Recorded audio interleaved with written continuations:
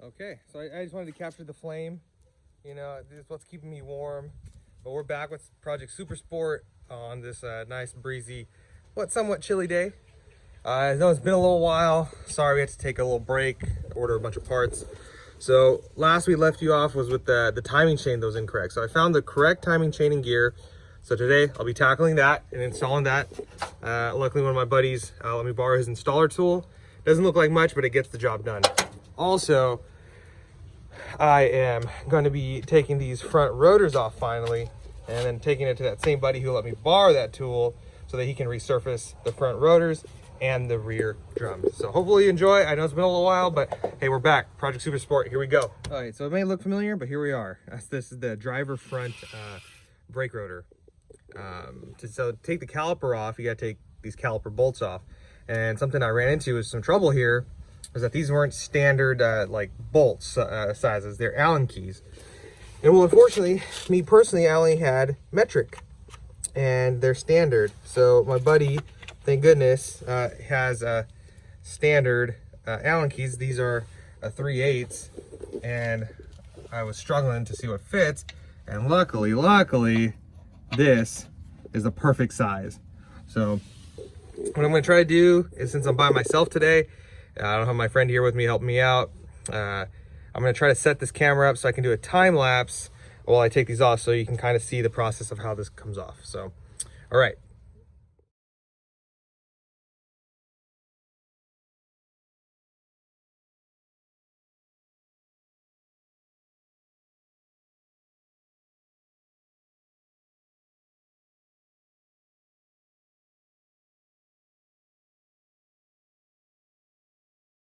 Okay, so let's talk about what we did there. Hopefully that time lapse comes out well and I don't look like a dummy. That's how I'm talking now. Okay, so here we have your hub and rotor, right? These are your vents, and this is pretty much what sits on your spindle, okay? And there are bearings inside of here, all right? So this is your bearing, right? And it sits on the roller bearings. It goes inside like so.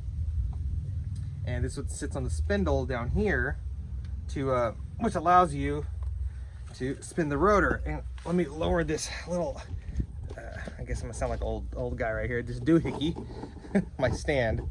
Let me lower that so you get a better view. Okay, cool. So maybe this will make sense more. So it sits on here, and that's what spins. It spins on the bearings. So bearings have to be greased. The grease seems okay, nothing too bad, not great. Definitely you can feel like it's been sitting for a while. It could have been re-greased.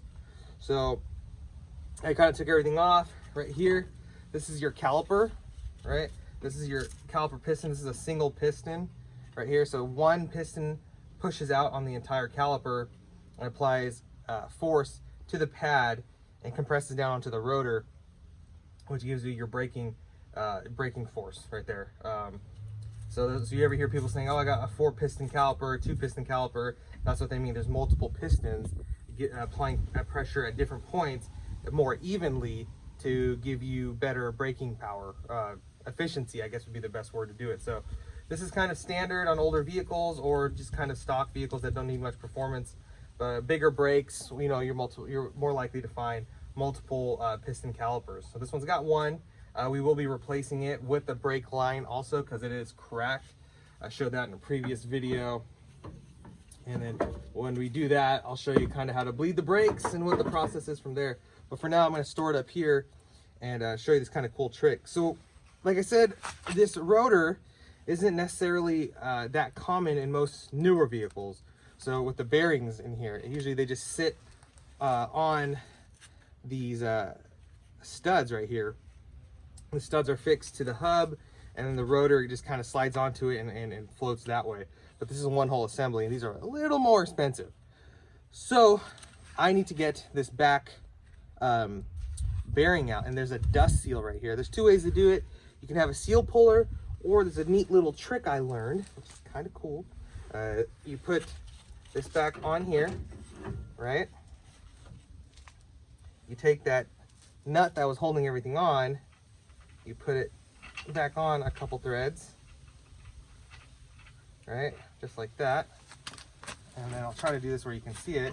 You kind of come down here, you line it up, and then you pull, and here you'll find that cleanly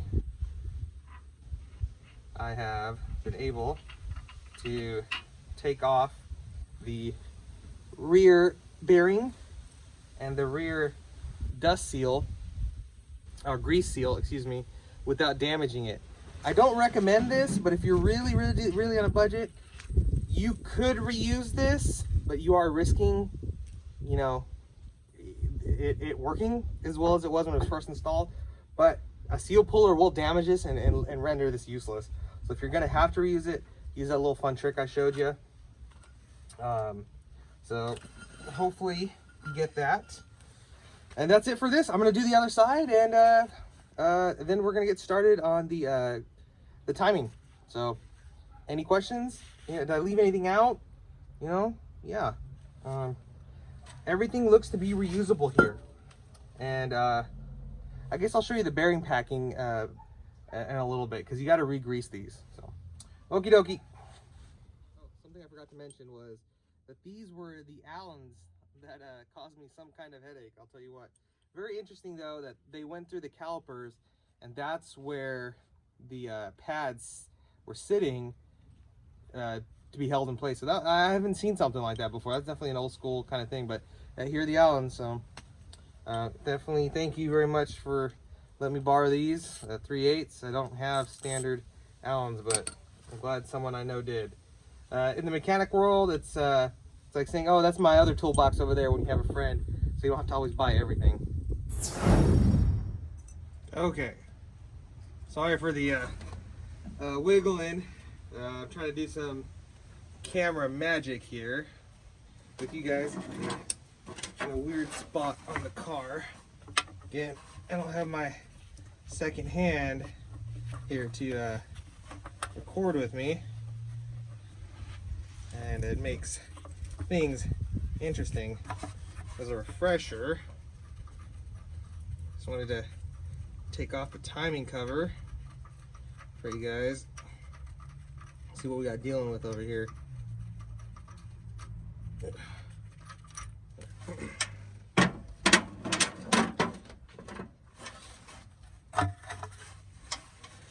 Okie dokie.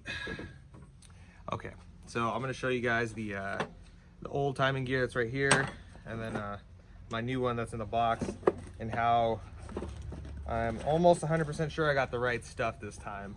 So I went with the single roller instead of a double roller, just so I can ensure that I have the right stuff.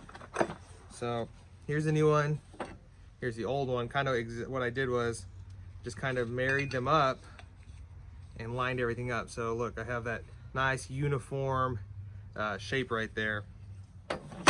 Same thing with the crank gear, lined them up. Got that nice, got the keyhole lined up, the gears all lined up, so very happy about that. This right here is my installer tool. This goes to where the crank goes, into there, and then I'm going to use the old one to sit here. I'm going to need like a washer or something to sit on it, so while I tighten this down, it presses the new crank gear onto the crankshaft. And then also here is my new timing chain. So the reason I'm sharing that is because we were really bummed out when the double roller set that we got last time was incorrect, and it really put a huge crank in our gears. So no pun intended, right? Okay, dad joke. Okay, so again, here's my installer tool. This is how I'm gonna make this work, just so I don't run out of threads while I'm pushing this on. Is I'm gonna put these washers on here, then I'm gonna take this socket, put it right here, and then this will, and then make sure I have the dot out. If you can see that, that's the side it's gonna be facing out. I'm gonna put on here, and then as I tighten this bolt right here, it will push on the gear, which will press fit onto the crankshaft. So I just wanted to explain that as I do it, because what I'm gonna try to do again is time lapse this for you as I put it on. So hopefully, fingers crossed, that works.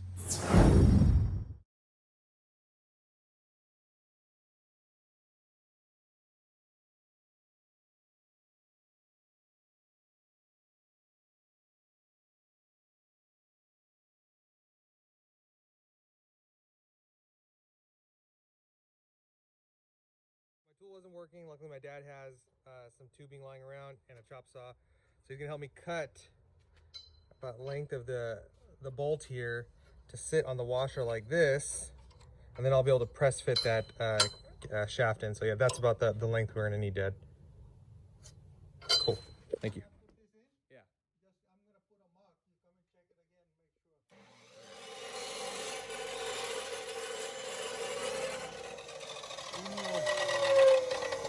Yeah, that's good. Sure? Yeah.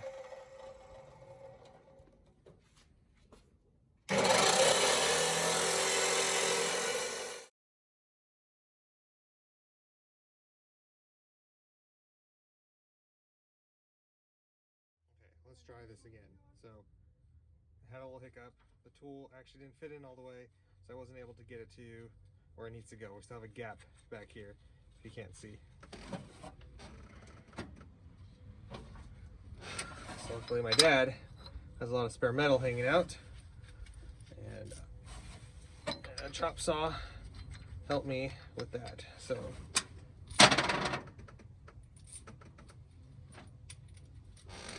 got some more washers. This is what I was trying to avoid doing, was using the actual harmonic balancer bolt, because you don't want to like stretch the threads out, but I guess kind of got no choice almost. Gonna have to if I want to get this thing on there.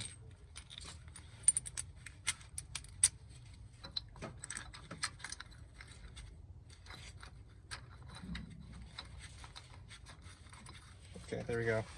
This looks to be what I have and need, and it's gonna work. So okay, so we can end on a high note on this video. There she is. There's the new timing equipment. I just kind of snug these down. They're not down all the way, but if you can take a look, if you remember from the last video how much slack we had, look at that. I'm pushing on that. I'm pushing on that. I think that's the kind of slack we want. We want some more firmness. So I'm very happy with this. I'm very, very happy with this. I'm going to put the cover back on, but not completely seal it, because I'm going to do that when I do the oil pan gasket, so that everything kind of seals at once and molds together. Because if you can see, they kind of marry up right here. So I want to say today was a win. Again, sorry for the wait and the long in between on the videos, but hopefully we can get started back on the car and start knocking this thing out and moving forward. So hopefully everything looks good, but man, it feels good to end on a high note today. So hopefully you guys enjoyed Project Super Sport for today. She's sitting here and we're hopefully on the downhill slope of everything. So I'm gonna clean up, call it a day. All right. Project Super Sport right here, Monte Carlo SS. Okay, so got both drums, both rotors, dropped them off at my friend's house for him to resurface. So the next time you see these, they'll look nice and shiny and clean, ready to be put back on the Monte Carlo, all right? Everybody, you know, I usually don't say this, but you know, hit that like button, subscribe, hit that bell notification if you like my videos. You know, it really helps me try to fulfill that dream of getting YouTube famous, all right? Thanks.